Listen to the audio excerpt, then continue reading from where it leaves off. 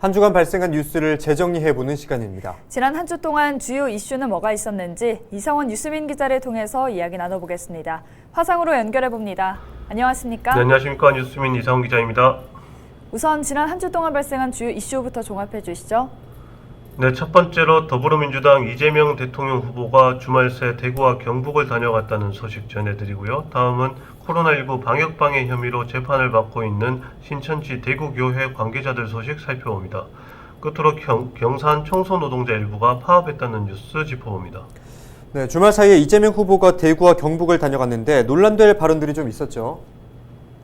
네, 매 주말 메타버스 일정을 소화 중인 더불어민주당 이재명 후보가 지난 10일부터 13일까지 3박 4일 동안 대구 경북 일정을 소화했습니다.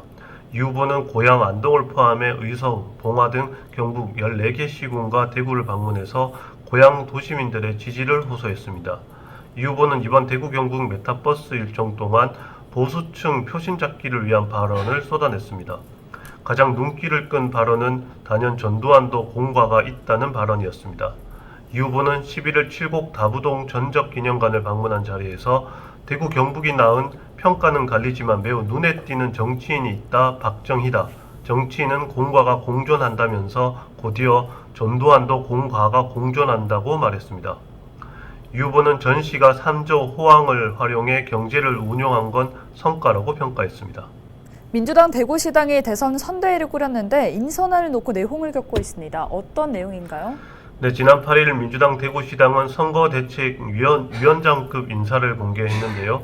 공개 후 파장이 일고 있습니다. 민주당 소속 현직 대구시의원은 공개적으로 전략적 고민 없이 친분만 내세워 졸속으로 발표했다고 비난했고, 공동위원장에 이름 올린 한 인사는 참신성도 확장성도 없다며 당장 직을 반납하고 싶지만 분란을 자초할 우려가 있어 결정을 못하고 있다고 밝혔습니다. 특히 앞서 공개된 광주 선대위와 비교되면서 비판은 더 힘을 받고 있습니다. 광주 선대위는 공동위원장 10명 중 9명이 청년이고 남녀 성비도 5대5로 구성했습니다. 하지만 대구에선 상임 공동 청년위원장 15명 중 4명만 청년이고 여성은 3명에 그쳤습니다. 민주당 대구시당은 추후 보강할 것이라는 입장을 밝혔습니다.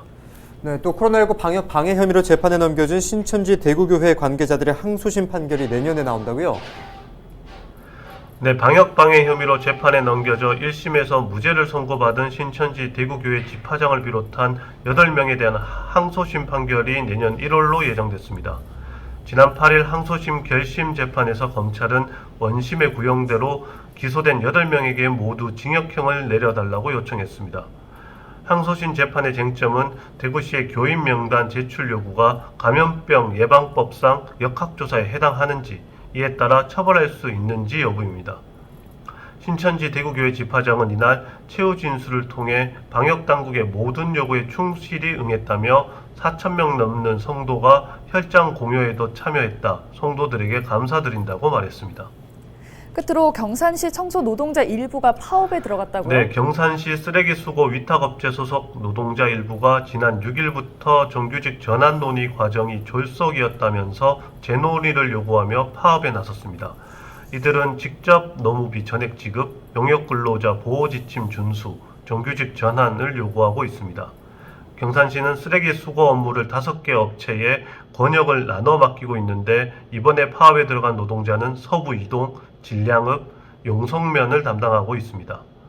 이들은 지난달 경산시장을 만나 정규직 전환 문제 등을 논의했지만 의견차를 높이지 못했습니다. 경산시는 파업 영향은 크지 않을 것이라고 밝혔습니다. 오늘 주간 이슈 점검은 여기까지 듣겠습니다. 지금까지 이상원 뉴스민 기자였습니다. 고맙습니다. 네, 감사합니다.